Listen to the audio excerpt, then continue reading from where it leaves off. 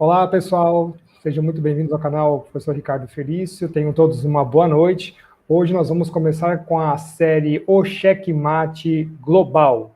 E para realizar esta nova série, eu estou chamando aqui o professor Luiz Antônio Vale, do qual é a pessoa que fez nascer essa série, e nós estamos aqui usando o nosso canal para fazer a divulgação de importantes informações da série do Checkmate. O professor é formado em jornalismo pela Escola de Comunicação Assis Chateaubriand e administração de empresas pela Faculdade Bennett. Pós-graduado em política de estratégia pela Universidade Federal Fluminense, foi auditor, controller e diretor em diversas empresas nacionais e estrangeiras. Foi professor da Fundação Getúlio Vargas, do Rio de Janeiro, nos cursos de MBA durante 13 anos. Ministrou aulas no IBMEC e na Unemat na área de economia. É delegado da ADESG de Mato Grosso e possui vários artigos publicados sobre inteligência, estratégia e geopolítica em sítios e revistas especializados. Bom, então tenho o prazer de receber aqui o professor Luiz Antônio Vale. Boa noite, professor. Boa noite a você e a todos os ouvintes. Muito bem, professor. Nós estamos aí com a série Checkmate, né? Que foi aí uma idealização do senhor de fazer toda um apanhado de informações mundiais que nós temos aí divulgadas, né? Então, exatamente sobre os seus artigos que nós estamos querendo falar. Em 2019, o senhor começou a publicá-los, né? São 18 artigos denominados série Checkmate. Nós fizemos ampla divulgação da série em nossas redes sociais. Dessa forma, começo com duas perguntas. A primeira é o que motivou o senhor a realizá-los, e depois o senhor poderia fazer aos nossos telespectadores um resumo de qual é o enfoque principal desses artigos? Perfeitamente, professor. Eu já havia realizado, em 2013 e 2014, um conjunto de 10 artigos fazendo uma análise geopolítica do Brasil naquele momento, fazendo uma retrospectiva quanto aos últimos anos, os nossos erros e acertos em relação à política mundial. E aí, em 2019, eu senti necessidade de dar um enfoque maior na parte econômico-financeira. O que acontece? As expressões do poder nacional, elas ocorrem através dos poderes econômico, militar e religioso, o sistema de crenças. E nós sabíamos, desde 2008, quando houve aquela bolha da subprime nos Estados Unidos, nós sabíamos que algo estava desorganizado na economia e que aquele pacote que o Obama aprovou de 700 bilhões, que as injeções que foram feitas no sistema financeiro, a quebra na época do Lehman, não era suficiente para reorganizar o sistema financeiro e nem o sistema econômico mundial. Então, em função desse incômodo com uma situação que parecia a todos nós, que somos da área de inteligência, área econômico-financeira, uma situação que parecia não resolvida, na verdade, nós sentíamos que não era uma questão se aconteceria um problema, mas quando ele aconteceria, e, né, nós percebemos que era necessário escrever. Eu quis publicar com antecedência, eu fiz isso em 2019, né, os problemas que aconteceriam posteriormente. Não porque é um exercício de vidência, astrologia, nada disso. É simplesmente uma técnica. Quando nós, professor, trabalhamos com dados, nós compilamos, buscamos dados, sejam eles abertos ou fechados ou negados, esses dados são, então, passados por uma técnica de avaliação de dados, onde se checa a credibilidade da fonte, se checa a exatidão do dado, e depois dessa técnica, esses dados que são agrupados geram blocos de informação. Esses blocos de informação passam, então, por uma nova análise, onde nós priorizamos informações relevantes, às vezes descartamos ou deixamos em segundo plano outras, e esses blocos de informação geram projeções de cenário. Projetamos cenários, por exemplo, um cenário pessimista, um mediano e um otimista, né? E esses cenários, em função das técnicas utilizadas, eles têm graus de probabilidade de ocorrência. Então, nós podemos dizer, este cenário é o mais provável, este é o menos provável. Claro que isso, professor, é dinâmico. A cada dia que entram novos fatores, isso pode alterar o cenário projetado, prospectivo. Mas, em média, os cenários têm se realizado com razoável exatidão. E foi isso que me fez, já naquele momento, em 2019, né, escrever a série Checkmate, para mostrar para as pessoas que as coisas que viriam, estavam por vir, eram razoavelmente previsíveis, desde que você tivesse acesso à informação e usasse a técnica correta.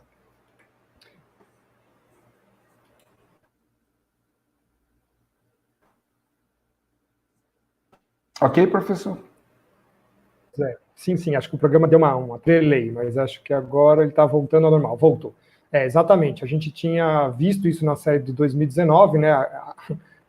As coisas iam progredindo conforme a gente acompanhava os artigos, e o embasamento era bastante significativo, inclusive com as reservas econômicas voltando para lastros econômicos como o ouro e tudo mais, né? Mas, professor, depois que o senhor fez o senhor preparou esse diagnóstico, falou sobre esse diagnóstico, o senhor fez aí uma apresentação para a gente, né, com as suas conclusões. A gente vai passar para elas agora? Podemos sim, Ricardo.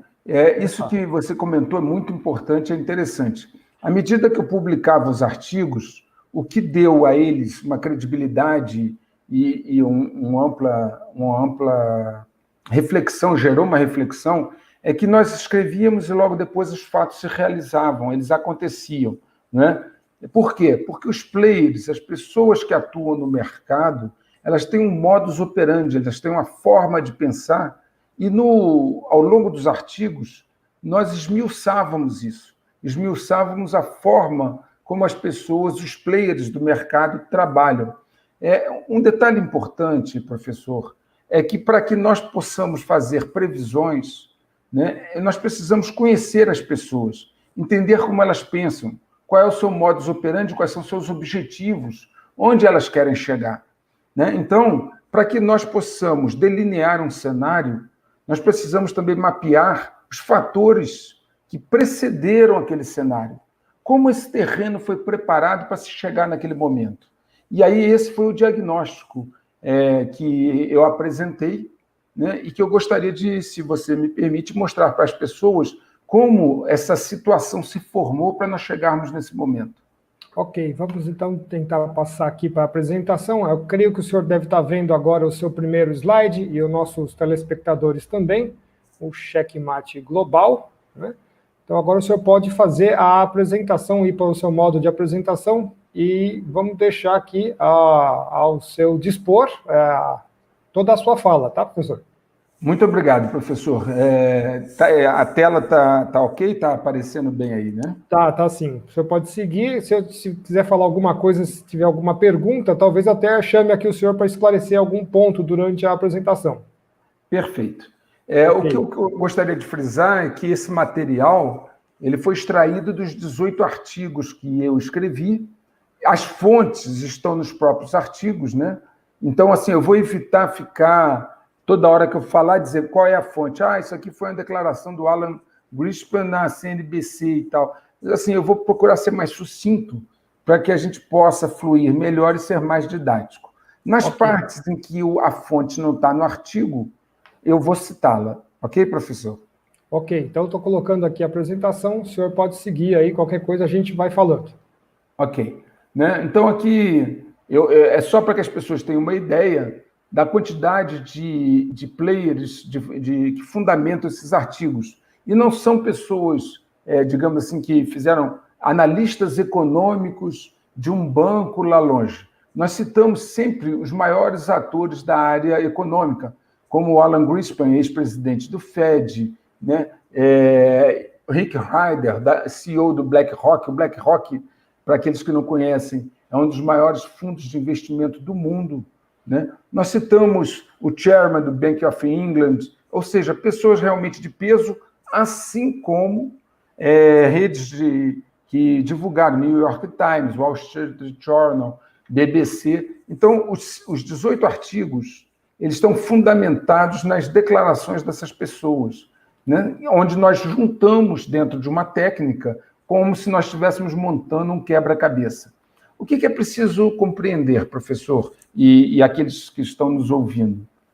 Os Estados Unidos não é de hoje, ele tem o que nós chamamos em economia déficit gêmeo. O que é déficit gêmeo? É um déficit interno, um déficit orçamentário. É quando a arrecadação dos meus impostos é inferior àquilo que eu tenho de despesas, aquilo que o governo gasta internamente.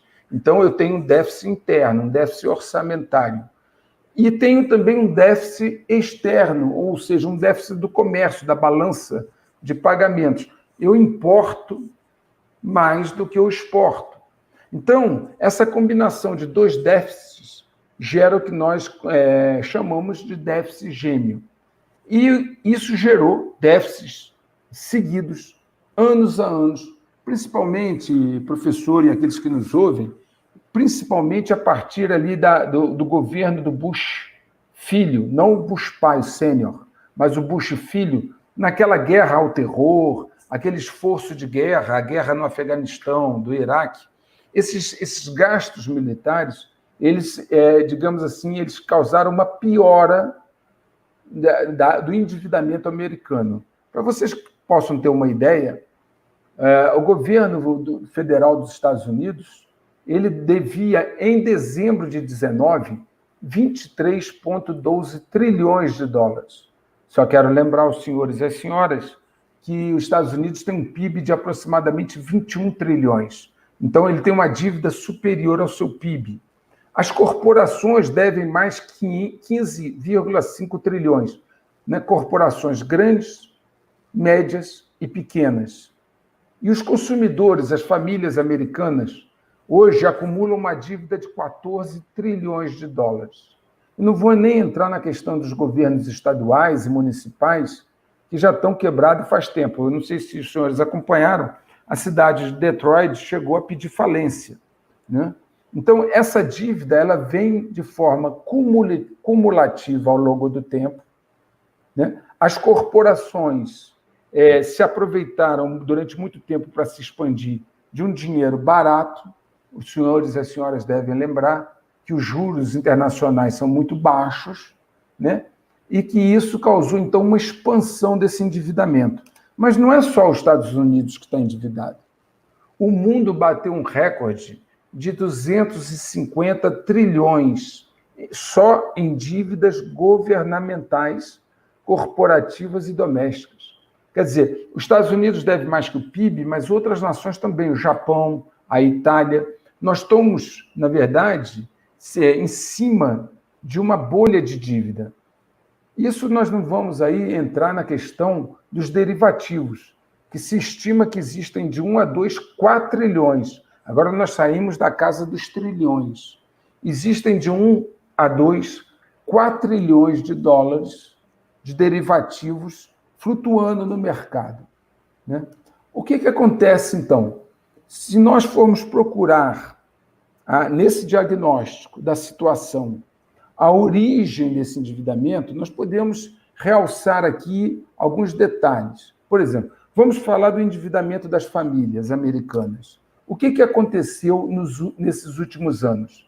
Esse gráfico, né, e aí está a fonte aí, né, ele mostra uma pesquisa que foi feita de 2006 a 2016, ou seja, uma pesquisa de 10 anos. O que essa pesquisa mostrou?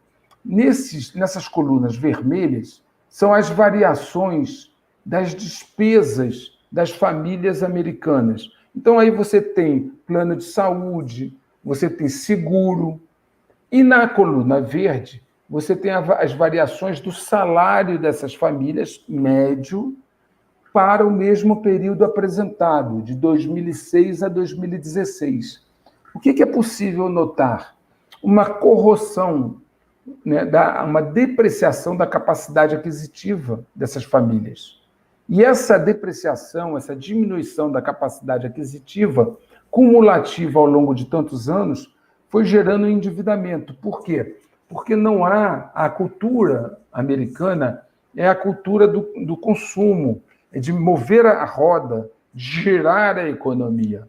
E isso, naturalmente, é algo que, com o tempo, vai se esgotando, né? Nós podemos ver aqui, por exemplo, o endividamento do governo americano, como ele se formou. Nós podemos ver que, a partir de 2001, 2000, ele dispara numa ascendente muito forte para chegar a esse ponto que estamos agora de 23 trilhões. Se nós queremos identificar isso com mais cuidado, eu fiz uso aqui de um gráfico montado pelo Terraço Econômico, com base em informações do FMI, onde nós podemos ver, nas colunas vermelhas, presidentes republicanos e nas colunas azuis os democratas, né? Governo a governo, né? Nesse caso aí, o Carter é o único que não conseguiu se reeleger, né? Nós vemos que no governo do Bush pai, ele já passa para o Clinton um endividamento de aproximadamente 70% do PIB, coisa que no passado, até 78, 79, nunca tinha passado de 35, 36. Então, vejam bem, de 79 e 80, vamos falar ali de 79, para 93, estamos falando de em 13 anos, dobrou a dívida de uma média de 35% do PIB para 70% do PIB no primeiro ano do governo Bill Clinton. Ele trabalha um pouco nessa dívida, consegue entregar para o seu sucessor ela a 53% do PIB. Não retornou aos 35%, que era a média antes do Jimmy Carter, né, no Nixon, no Ford. Mas o Bill Clinton, pelo menos, não fez ela crescer e reduziu um pouco. Vem o Bush filho e ela começa a crescer para voltar àquele patamar que o pai dele havia entregue ao Bill Clinton. E dali para frente, no Obama, ela dispara. Veja bem, o Obama ele foi eleito com uma plataforma de retirar as tropas americanas na Europa. Se os senhores lembrarem, inclusive, isso foi um ponto focal de um discurso que ele fez na Alemanha, durante a campanha dele presidencial, e ocorre o inverso. Ele ganhou o Prêmio Nobel da Paz e ocorre o inverso, né? As guerras continuam e ele dispara a dívida americana e entrega para o seu sucessor ela a 104% do PIB. Ou seja, ele já estoura o teto do PIB e ultrapassa o PIB. E agora, no governo Trump, ela continuou se acelerando e nesse esforço, e vai, naturalmente, agora com essa crise que vivemos, ela vai se acentuar ainda mais, uma vez que estão sendo direcionados muitos recursos, né, para essa crise que nós estamos vivendo. Então, a proporção da dívida dos Estados Unidos não é só em relação ao PIB que a gente precisa olhar. É interessante olhar, né, a proporção da dívida em relação à arrecadação de tributos. A dívida americana é 11 vezes a arrecadação de tributos.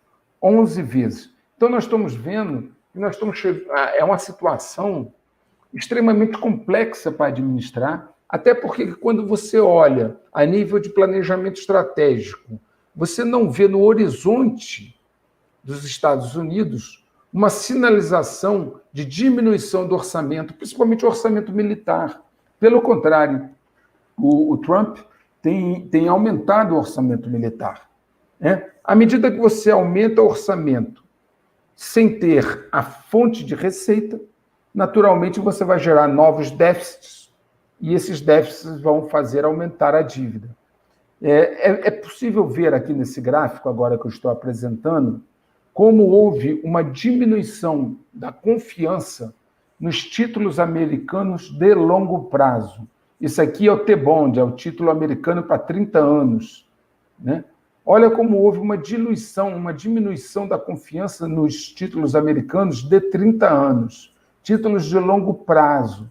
Por quê? Porque as pessoas que têm informação, aquelas pessoas que acompanham o mercado, conhecem planejamento estratégico entendem a situação dos bancos, aquela mesma situação de 2008 não resolvida, que foi apenas atenuada, sabem que o quadro era complexo, de uma dívida difícil de ser saneada e que as medidas necessárias para fazê-la diminuir não estavam sendo tomadas desde a época do Obama.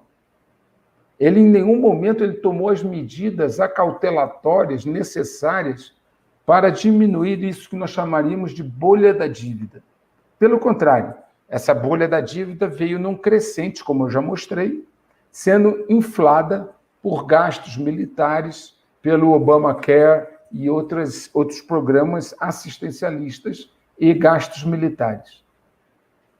Bom, ocorre o seguinte: quando os títulos americanos começam a sofrer algum tipo de corrosão, o Fed, Federal Reserve, o Banco Central, que atua nos Estados Unidos, ele entra no mercado para compensar essas posições. Eu vou tentar explicar isso de uma maneira didática. Por exemplo, todo final de dia, os bancos fecham seu caixa. Eles têm que zerar o seu caixa. Os bancos não podem passar para o dia seguinte com problemas de caixa. O que um banco faz? Vamos imaginar o banco Luiz Antônio. Se no final do dia eu tenho déficit de caixa, eu vou ao mercado interbancário e busco recurso de algum par. Então, eu procuro Bradesco, Itaú, Santander, Caixa Econômica, Banco do Brasil, alguém que me empreste dinheiro, que aqui no Brasil tem como base de spread, de juros, o CDI, o Certificado de Depósito Interbancário, tomo o dinheiro e equalizo o meu caixa para no outro dia, ou nos outros dias, futuramente, devolver esse dinheiro. Se nenhum par meu quer emprestar dinheiro, o Banco Central vai dar essa liquidez para o sistema. Nos Estados Unidos, isso também ocorre. O Federal Reserve, o Fed está colocando dinheiro no mercado americano desde setembro do ano passado, com operações de recompra, que, na verdade, essas operações de recompra seguidas, elas caracterizam o que nós chamamos de flexibilização quantitativa, que são operações de socorro ao mercado quando o mercado está sem liquidez. Só que o caixa do Fed, ele não é um caixa infinito. Nesse gráfico aqui nós podemos comparar o caixa do Fed e os caixas dos bancos. E nós vamos observar uma diluição, uma retração do caixa do Fed. Ok? Então, o que acontece? O Federal Reserve tem socorrido o mercado constantemente. Esse ano, isso se acentuou ainda mais em função da crise. Agora vamos, professor e caros ouvintes, vamos começar a juntar essas pontas. Eu tenho uma bolha da dívida que vem lá de trás, vamos aí colocar desde o Bush filho, passou pelo Obama e está no colo do Trump. Essa dívida não é só não é só governamental, é uma dívida também das empresas, das corporações financeiras e não financeiras. A capacidade de consumo está comprometida por uma dívida das famílias. E o Fed, para socorrer esse sistema, tem posto dinheiro diariamente no sistema para fazer ele girar. Isso é mais ou menos como uma pessoa que está na UTI, né, e ele fica dando o balão de oxigênio e conduzindo esse moribundo, essa pessoa, essa situação que está pré-falimentar, mais à frente. Ok? Ok, professor, está dando para acompanhar? Tranquilo, vamos lá. Bom, essa situação não é só uma situação específica dos Estados Unidos. A própria economia alemã também veio apresentando sinais de problema. Aqui nós temos um gráfico que mostra, nessas suas barras cinzas, a estimativa de desempenho da manufatura, que já não era uma estimativa boa, mas teve momentos aqui positivos de estimado, E o vermelho é o que foi realizado. Olha a diferença entre o estimado e o realizado. Então, esse problema também estava ocorrendo não só nos Estados Unidos, como na Alemanha, onde o maior banco da Alemanha, que é o Deutsche Bank, né, que tem sua sede em Frankfurt, nós já tínhamos vivido problemas, professor e ouvintes, por exemplo, no Banco do Vaticano. Houve aquele escândalo do Banco do Vaticano, né, lá que envolveu Paul Marcinkus, o cardeal, aquela confusão.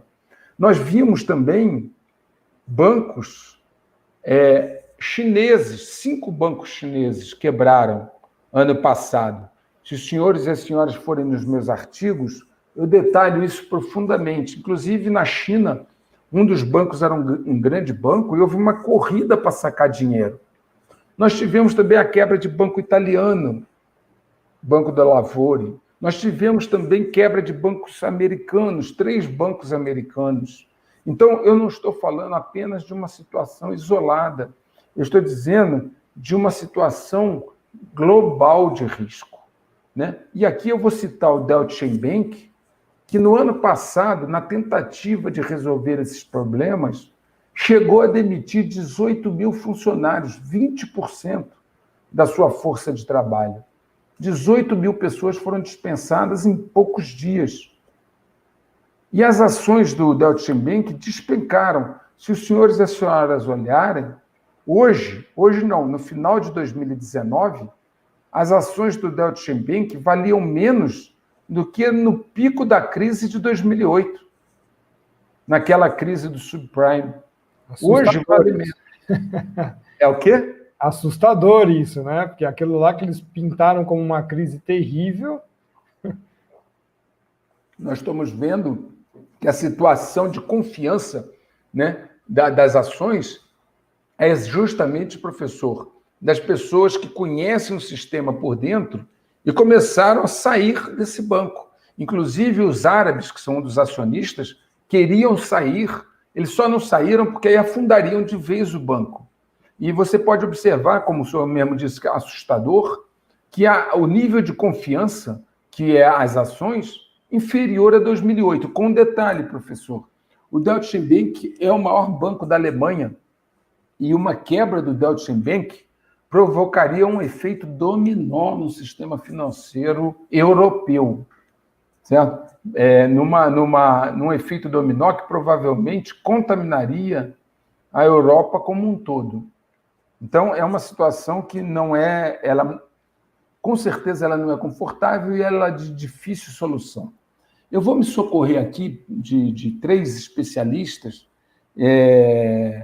que estão também lá no artigo, lá nos meus artigos eu cito mais de 10, 15, 16 pessoas, e eu vou me socorrer aqui do Tiffany, né? Ele diz assim, falou ano passado, estamos sentados no topo de uma bomba não explodida e realmente não sabemos o que desencadeará a explosão. Ele é um especialista em dívidas do Instituto Financeiro Internacional. Então, nós já sabíamos, desde lá de trás, que o problema sistêmico, a causa real, não tinha sido resolvida. Eu vou fazer assim, uma analogia bem bobinha, assim, bem simples. É como se uma pessoa tivesse um problema, uma doença grave, e eu estou passando só mertiolate, fazendo curativo na pele. Nós sabíamos que essa situação ia se tornar muito grave, que era uma situação que não tinha como ser contornada facilmente.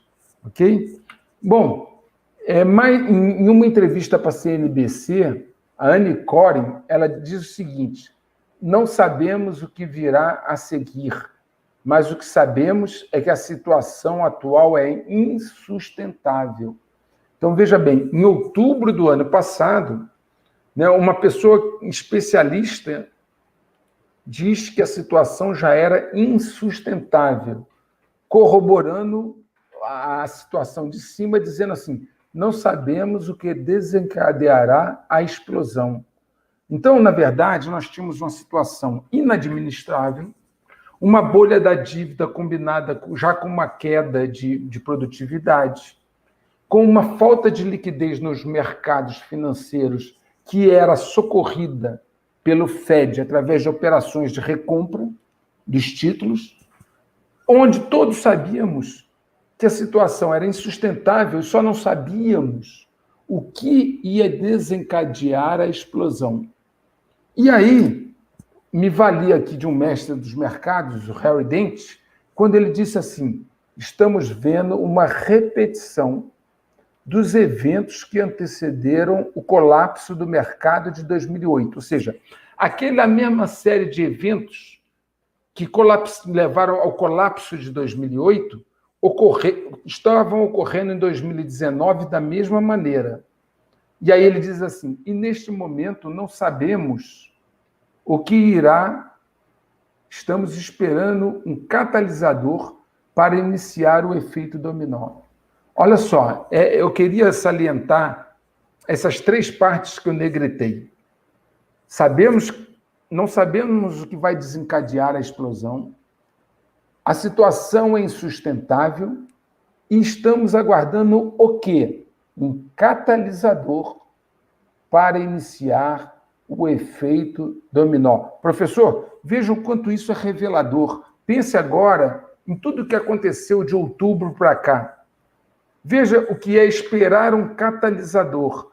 Depois eu vou comentar mais sobre como funciona o conceito de catalisador, mas para aqueles que estão nos ouvindo, um catalisador é uma situação, um evento que pode ser potencializado para dar start ou acelerar um processo que eu já coloco em andamento sabendo aonde eu quero chegar. Então, é interessante, né, professor, que já é 30 de outubro de 2019, quer dizer, já praticamente estamos no mês de novembro começando, 2 meses antes de 2020, atual situação insustentável. Praticamente vai ter o gatilho aí que eles estavam, né, achando que seria, né? Aguardando, exatamente, né? Bom, sigamos. Mas, professor, essa sua observação é importante para as pessoas perceberem que não havia mais entre os especialistas uma questão de se ia acontecer. A questão era o quando. E esse quando dependia do catalisador. Entende? Esse quando dependia de um evento que pudesse ser potencializado a ponto de se transformar num catalisador para provocar uma situação, né, que justificasse o estouro dessa bolha. Porque eu não posso estourar uma bolha do nada, entende? É necessário, para estourar uma bolha como essa, que haja uma situação favorável. E essa situação favorável necessita de um catalisador. E é interessante, né, professor, que inclusive saiu aqui no chat, que eu não consegui pegar o nome da pessoa que mandou, mas a gente conversava na época que o senhor lançava a série Checkmate, que o ouro tinha dado uma disparada gigantesca, e foi mais ou menos a partir de junho, julho de 2019, né, culminando com preços mais elevados justamente aí no final do ano. E ele tinha passado aí praticamente 5, 6 anos um valor bastante estagnado, e subiu absurdamente, né, quase dobrou o valor do grama, né? Parece que a coisa estava meio que engatilhada mesmo, né? Não, com certeza, professor. Após a fase de diagnóstico, no nosso próximo encontro, eu vou mostrar para todos vocês como as pessoas que sabiam que ia acontecer, como elas se prepararam para esse momento. Ninguém ficou parado esperando a hora que aconteceria. Todos os grandes players, empresas e pessoas físicas grandes, ou bancos centrais, eles se prepararam para esse momento, porque nós sabíamos que ia acontecer. E o ouro, como o senhor citou, sem dúvida é um refúgio para esses momentos. Mas eu quero dar mais uma evidência, professor, de que tudo isso foi anunciado com antecedência. Tudo isso foi colocado numa reportagem na Infomoney, também de outubro, mas mais um pouquinho mais por meio, 17 de outubro, o FMI já alerta para o risco de uma crise financeira. Olha só, em outubro, o título da matéria é FMI alerta para o risco de uma crise financeira. Ora, 17 de outubro, ninguém falava disso. Né? Era o Trump, a Bolsa estava bombando nos Estados Unidos. Aqui o Bolsonaro estava nos primeiros meses de governo. Só se falava em vamos em frente, está bombando, vamos acabar o ano com um PIB muito elevado. E aí, nessa reportagem, FMI alerta para o risco de uma crise financeira, é feita a seguinte advertência pelo FMI, não por mim, mas pelo FMI. O risco de calote de vários grupos não financeiros, ele está falando dos grupos corporativos que não são bancos, é parte do cenário sombrio desenhado em 3 relatórios apresentados nos últimos 2 dias. Lembra que eu falei de como nós construímos cenários na área de inteligência e na área financeira? Veja, houve 3 relatórios dentro do FMI, certo? Com informações, inside information, informações de dentro, apresentados em 2 dias, que já alertavam para um cenário sombrio de calote no próximo período. Eu vou seguir aqui o que o FMI falou. 19 trilhões de dólares. Gente, 19 trilhões. Não estou falando nem de milhão, nem de bilhão. Eu estou falando de trilhão. 19 trilhões de dólares poderão ficar impagáveis. Aí eles previam nos próximos 2 ou 3 anos. Se a piora das condições econômicas já em curso, ou seja, em 19, a piora da situação econômica já estava em curso, pressionar grandes devedores de onde? Dos 8 maiores mercados. Então, só corporações americanas devem 15,5. Por que ele está falando em 19? 19 porque ele está falando dos 8 maiores mercados atuantes. Veja só, o FMI está dizendo o seguinte, o risco de calote, se qualquer crise econômico-financeira ocorrer. Senhores, senhoras, nós estamos em plena crise. Imaginem, os senhores e as senhoras, se esse cenário sombrio projetado pelo FMI se concretizar. Imaginem, os senhores e as senhoras, 19 trilhões de dólares ficarem impagáveis. É uma bolha de dívida que explode. E imaginem, os senhores e as senhoras, parafraseando lá o Dentes, o efeito dominó que isso causa na economia mundial. É quase uma guerra invisível, né, professor? Perfeitamente. E o interessante é que esses avisos vieram sendo dados, professor. Né? As pessoas do mercado sabiam que era uma questão de tempo e sabiam que, em algum momento, haveria um catalisador para esse processo. Né? Então, não foi preciso esperar tanto tempo, 2, 3 anos, como o FMI botou. Foram 6 meses. Em 6 meses, não menos de 6 meses, 3 meses, porque em janeiro nós já tínhamos iniciado o Covid-19. Então, essa situação, ela veio sendo construída. O professor ia fazer alguma ponderação, por favor? Não, só estamos seguindo aqui, professor. Concordando contigo que realmente bastou virar o ano já com o catalisador, né? O estopim. O estopim. Olha, a situação, professor, já era tão desesperadora em 2019 que as pessoas físicas, bem informadas, passaram a manter dinheiro em espécie oculto. Olha só isso. De acordo com o Bundesbank, mais de 150 bilhões de euros. Lembre-se que o euro vale mais que o dólar. Mais de 150 bilhões de euros estão ocultados na Alemanha. Teve uma outra reportagem do Wall Street Journal, né, que diz que o mesmo acontece com os dólares. Os bancos centrais não sabem para onde foram os dólares. Dólares que eu digo em espécie. Não é o dinheiro fiduciário, né, que está na tela do computador, não. Nem no caixa eletrônico. Estamos falando de dinheiro físico, cédulas. Os bancos centrais não sabem para onde foram, nem por quê. e estão brincando de detetive, tentando desvendar o mistério do sumiço das cédulas.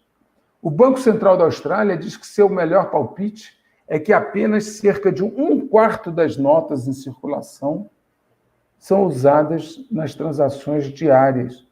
Professor, ouvintes, senhores e senhoras, nós estamos dizendo, não, aliás, não sou eu que estou dizendo, é o Banco Central da Austrália, dizendo que 3/4, ou seja, 75% das cédulas de dólar estão desaparecidas. Claro que nós sabemos, quem viu a série do Pablo Escobar e tal, sabemos que existe muito dinheiro em espécie guardado pelo narcotráfico, né? Atividades ilícitas, né? Contrabando, etc. Mas, gente, isso não responde nem por, sei lá, uma fração mínima do que é 75% de todas as cédulas que foram emitidas de dólar no mundo. Foram emitidas pelos Estados Unidos e estão passeando pelo mundo. Aliás, muita gente fala assim, professor, por que não tem inflação, então, nos Estados Unidos se ele emite tanto dinheiro? Aqui no Brasil, a gente diz que não pode emitir dinheiro porque vai gerar inflação, a depreciação dos ativos, é que a maior parte do dinheiro americano não fica dentro do território americano. Ele é usado no comércio mundial. 85% dos pagamentos feitos no comércio mundial são em dólar. Não ficando dentro dos Estados Unidos, eles não geram inflação interna. Agora, olha só uma coisa, professor. Imagina o que é ter esse volume de cédulas, tanto em euro quanto em dólar, desaparecidos. Quem é que está com esse dinheiro todo na mão? Esperando o que para usá-lo? E outra, será que ele vai ter ainda o peso dele real, como, por exemplo, as moedas bitcoins? A gente sabe que é uma coisa eletrônica que pode se pulverizar da noite para o dia. O dinheiro em espécie também ainda é uma garantia? Fica uma pergunta aqui intermediária à sua outra pergunta. É verdade. Nós vamos ver mais tarde, né, na evolução da nossa conversa sobre os artigos, que as projeções mostram para uma depreciação do dólar, né? Mas, eu vou te falar, entre ele se depreciar e eu ter ele na minha mão, essas pessoas parecem entender ser mais conveniente possuir o ativo físico do que ficar esperando se o computador ou o caixa eletrônico no dia seguinte vai abrir. Entendi. Essa é a grande vantagem mesmo, porque uma corrida direta aos bancos não vai ter essa liquidez, né? Como a gente já viu exemplos na Argentina acontecendo várias vezes, né? Então eles estão preferindo o colchão mesmo, né, professor? Exatamente. Nós vimos isso, professor, há pouco tempo na China, está lá nos meus artigos. Sim. As filas do pessoal querendo comprar. Vimos isso aqui também, professor, numa escala diferente, né? Nos planos econômicos anteriores, e eu me lembro como se fosse hoje, eu ainda era bastante jovem, tinha 20 e poucos anos, na sexta-feira, no final do dia, você sair do trabalho na sexta-feira e ser anunciado feriado bancário. Os bancos não iam abrir na segunda, porque houve o plano lá do Collor, que congelou quem tinha mais do que X, eu não me lembro se era 50 mil cruzeiros, não me lembro mais. Enfim, nós já vivemos isso aqui também, com pessoas vendendo seus carros por um preço ínfimo para poder fazer dinheiro para comer, né? Então, essas pessoas bem informadas, elas entenderam ser mais conveniente manter cédulas físicas com eles, porque mesmo que se deprecie, tem poder de compra. Perfeito. Ok? E aí, como é que os Estados Unidos adiaram essa bolha até hoje? Porque os Estados Unidos têm o que nós chamamos, na literatura, na economia, do exuberante privilégio de emitir a moeda mais aceita do mundo, né? E aí você diz assim, mas por que essa é a moeda mais aceita do mundo? Inicialmente lá, quando se acabou com a paridade do dólar com o ouro, o lastro, né? Os Estados Unidos tinham uma economia pujante. Mas quando os Estados Unidos começou a ter problema na década de 70, já no governo do Nixon, né? Como é que eles garantiram a demanda pelo dólar? Eles foram lá nos árabes, eu estou simplificando, porque é uma exposição que não é para pessoas da área, eu estou simplificando essa questão dos petrodólares. Os americanos procuraram os árabes e fizeram um acordo com os árabes. Eles só vendiam petróleo em dólar. Não adianta você querer pagar em yuan, em euro, em qualquer outra moeda. Eles só aceitavam dólar. E, em troca, os americanos construíram várias bases militares para ajudá-los lá nas suas questões internas. Veja só, foi criado, então, o que se chamou de petrodólar. O mundo inteiro teve que dar um jeito de conseguir dólares para poder pagar suas compras de petróleo. Inclusive, na década de 70, é que nós começamos aqui no Brasil aquele programa Proálcool, né? Que está aí até hoje, nós temos carros a álcool. Hoje se fala etanol. Na época nós falávamos álcool, né? Então, foi a maneira que eles conseguiram de criar uma âncora, uma demanda pela sua moeda. Como eu já falei, 85% das transações cambiais são em dólar, enquanto que o PIB dos Estados Unidos ele responde por 25% do PIB global. E como é que ele conseguiu gerenciar essa bolha da dívida? Imagina, você tem uma dívida, você paga encargos sobre essa dívida. É o que nós chamamos de serviço da dívida.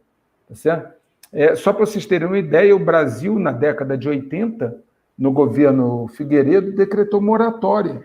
Moratória não pagamento dos encargos da dívida.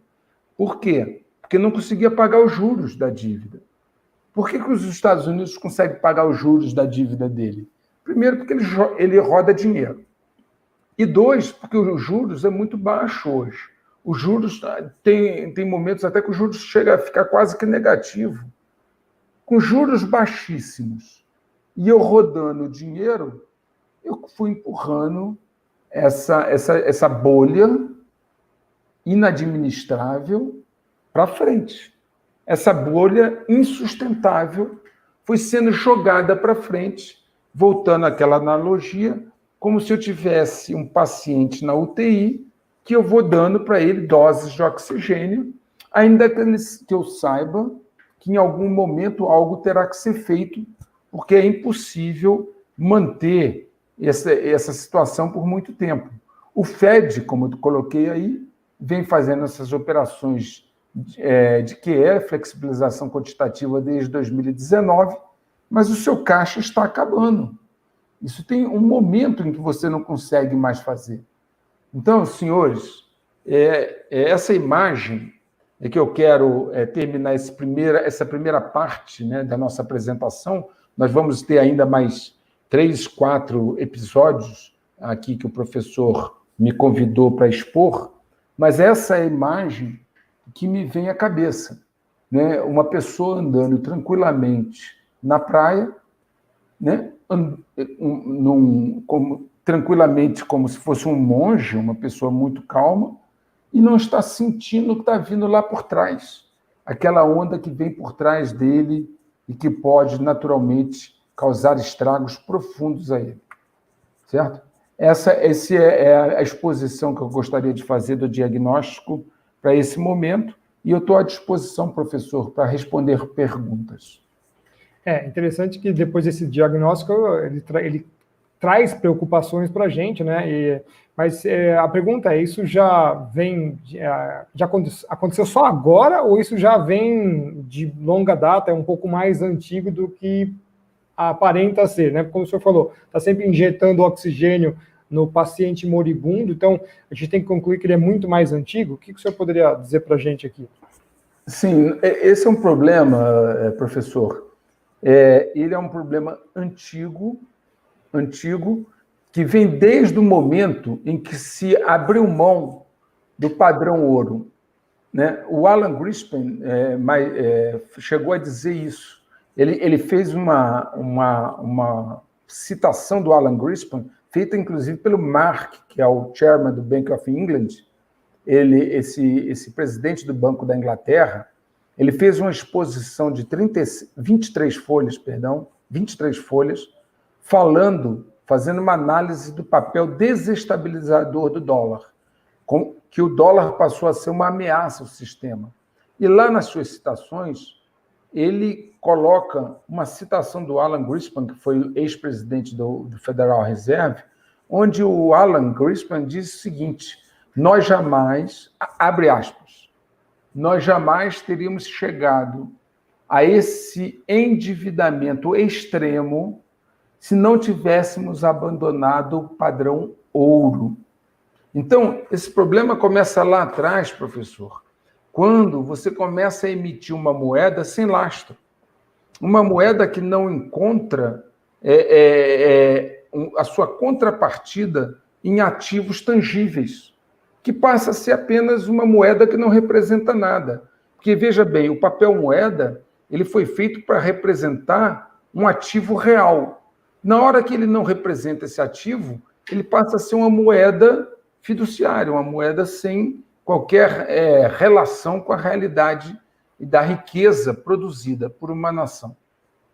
O interessante é que depois eu vou até convidar o senhor a fazer mais uma reflexão sobre isso, quando a gente faz o comércio internacional, né, circulando os dólares, mas ao mesmo tempo no final do ano fiscal tem que voltar, tecnicamente teria que voltar esses dólares para a nação original e voltar os títulos em ouro ou o ouro físico, né, se fosse essa relação.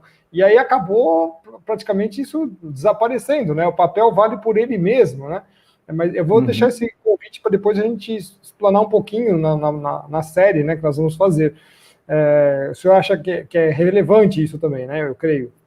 Com certeza. E é interessante, professor, que o nosso ouvinte consiga entender que a busca por um catalisador, ela é uma consequência desse problema prévio. Não é algo que surgiu agora. O problema já vem desde lá de trás, pelo abandono do padrão ouro. Nos meus artigos eu cito N autoridades que falam dessa questão com propriedade, dizendo que realmente não poderia ter sido feito, foi feito, e há um preço a pagar. Essa bolha que veio e continua passando, ela tinha um momento para ser explodida. Só que, volto a dizer, o que eu gostaria que o ouvinte entendesse, a explosão de uma bolha ela tem que ter um motivo de existir. E esse motivo, muitas vezes, precisa ser num momento em que as pessoas possam aceitar, psicologicamente estejam em condições de aceitar, condicionadas a aceitar uma situação de tamanha relevância e digamos assim, gravidade. Em outras palavras, as pessoas foram adestradas, né? Para aceitar aquilo que será imposto futuramente, né? Existe uma equação natural dentro da área de inteligência e geopolítica, onde você deve preparar o condicionamento psicológico para algo que virá, né? Você cria, você coloca em ação, em movimento, uma situação, aguarda uma reação que você já sabe qual vai ser, em função daquilo que você movimentou, e a partir desta reação, você já oferece uma solução adequada aos seus interesses, que foram desde o início planejados dessa forma. Em outras palavras, professor, a porca é atarrachada 2 vezes e afrouxa uma, né? Quer dizer, mostra uma coisa horrível e dá uma solução que é menos horrível, mas continua condizente a você conduzir o seu inimigo, que no caso aqui somos todos nós, para aquilo que eles pretendem, né? Afunila a situação, né? Existia uma brincadeira antigamente, no meu tempo, na área de finanças, que falava de colocar o bode na sala, né? Você coloca o bode na sala, tá tudo bem, você coloca um bode na sala, o cara olha para o bode e fala assim, não sei o que esse bode está fazendo aqui, não sei qual é a função desse bode, mas também não está me atrapalhando. E aí já no primeiro dia o bode faz cocô na sala, aquele cheiro já te incomoda, você limpa o cocô, ele faz outro cocô, e aquilo começa a te desesperar, porque você não consegue resolver aquele problema e você vai ficando psicologicamente afetado, né? E aí há um momento em que o bode na sala, né, leva você a um desespero onde você quer que tire o bode da sala. Qualquer um que tirar o bode da sala é a solução adequada. Então, nós brincávamos, e olha, eu estou falando, professor, na década de 80, quando eu entrei no sistema financeiro, né? Década de 80, 84, 85, nós já falávamos de tirar o bode da sala. Professor, na sua opinião, será que os demais países eles já não estavam enxergando isso? Os diversos investidores, eles não estavam enxergando essa coisa que estava acontecendo? Professor, certamente todos nós sabíamos, para ser totalmente franco com o senhor, eu tenho um artigo de 2014, que eu vou citar depois, mais à frente, na nossa série, onde eu, lá em 2014, eu dizia que viria uma crise financeira, e volto a dizer, gente, isso não é porque eu sou um fenômeno, não. Todos que lidam com dados, sabem usar técnicas de análise de dados, conhecem como processar, criar informações e processar informações e gerar cenários, sabiam que em algum momento isso aconteceria. E assim também, os senhores e as senhoras imaginem analistas de inteligência econômica, né? Analistas de inteligência estratégica econômica dos países como Estados Unidos, Rússia, China, Reino Unido, França, Itália, como é que eles olharam esse quadro e qual foi a orientação que eles deram aos seus governos. Então, nós vamos falar profundamente sobre esse assunto depois, onde eu vou mostrar o que esses países de primeiro mundo, o que eles fizeram para se preparar para este momento e aquilo que nós, Brasil, fez ou não fez para chegar a esse momento. Só tem uma pergunta aqui que eu achei interessante, acho que para fechar esse nosso bloco, professor. Professor, esse catalisador pode fazer a bolha explodir ainda este ano? Bom, eu vou dar uma dica. Quem é uma pessoa que provoca, digamos assim, a inimizade dos grandes, vamos chamar de globalistas ou metacapitalistas? Veja, o fluxo de dinheiro, ele precisa transitar. E todo tipo de limitação criado a esse fluxo de dinheiro, a qualquer tipo de regulamentação, a soberania de um país, ela gera um constrangimento a esse fluxo. O presidente Trump, ele é um problema, porque ele criou vários embaraços. O que tem para acontecer esse ano nos Estados Unidos? Reeleição do Trump. Quando seria? Novembro.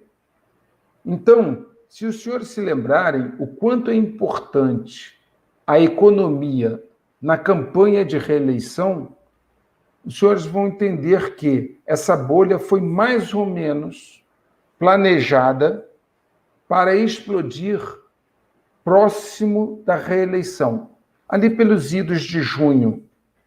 Todavia, o catalisador surgiu antes, e aí foi necessário antecipar. Sim, respondendo objetivamente, é ainda este ano. Tudo bem. Professor, acho que a gente praticamente fechou aqui o tema do nosso primeiro episódio da série, né? Eu gostaria que o senhor fizesse, então, as suas considerações finais aqui e já desse uma pitadinha aqui para o pessoal, né? O pessoal está perguntando quais seriam os investimentos mais seguros nessa situação. Desse aí uma pitadinha final, as suas considerações finais, por favor. Sim. Professor, do ponto de vista pessoal, o que seria o ideal nesse momento seria você fazer o que os bancos centrais fizeram, e é o que eu vou comentar na nossa próxima live. Eu vou comentar o que Estados Unidos, Rússia, China, Inglaterra, o que todos eles fizeram. Bom, compre ouro físico. Não é comprar o papel, o contrato futuro para te entregarem ouro. ou uma representação de um papel que representa o ouro. Compre ouro físico se você tem economias que você não vai precisar usar agora. Não é aquele capital de giro que você vai amanhã precisar para ir no supermercado, pagar uma conta. Eu estou falando daquele dinheiro que você não precisa, ok? Aquela sua economia. Compre ouro. Por quê? Porque tem outros metais bons, como prata, mas é mais difícil de você comprar. Comprar diamante, muito complicado, é informal demais. Então, o ouro representa um porto seguro, ok? Os bancos centrais compram ouro físico. Quanto à sua questão pessoal, tenha sempre em casa um estoque de comida, um estoque de água potável e tenha um estoque de remédios, principalmente se você faz uso contínuo de remédios, e também uma quantidade de dinheiro em espécie. Porque se em algum momento nós tivermos uma situação em que o banco não abra ou o caixa eletrônico tem um problema, você ter dinheiro em espécie é uma garantia de que você vai poder fazer aquisição de bens tangíveis, de mercadorias. Né? Então, esse é o conselho que eu deixaria. E nas próximas lives, eu vou falar o que esses bancos fizeram, o que os governos fizeram, como eles se prepararam para esse momento. Por isso que muitos governos estão muito tranquilos em relação a isso, ainda que na mídia finjam não estar tão tranquilos. Muito bem, professor. Eu agradeço a sua colaboração aqui no nosso canal. Nós estivemos com mais de 1.400 pessoas online, né? Então, isso aí já é um novo recorde aqui do canal. 1.421 registrando agora, olha só.